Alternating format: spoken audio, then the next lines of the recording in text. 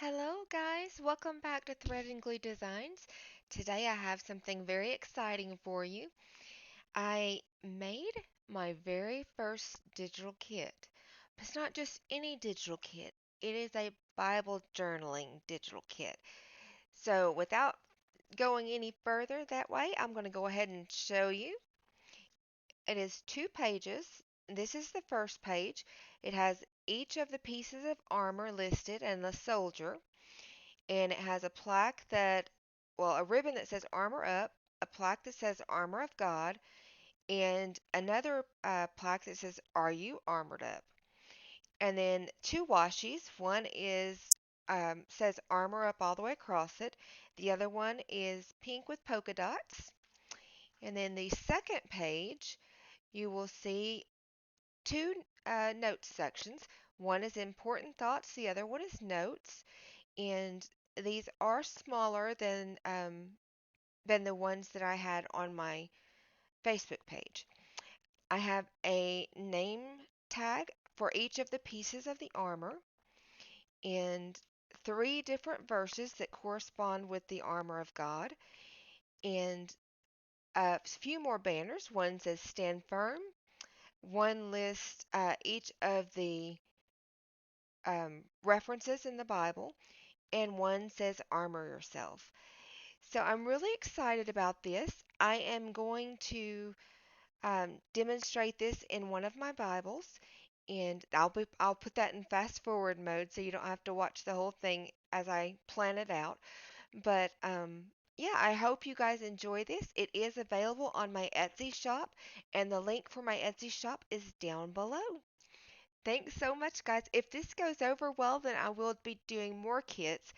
But if not, then this will be my one kit, and that's okay. Either way, whatever God has planned. So, um, yeah, I look forward to playing with it. I'll see you in a few minutes.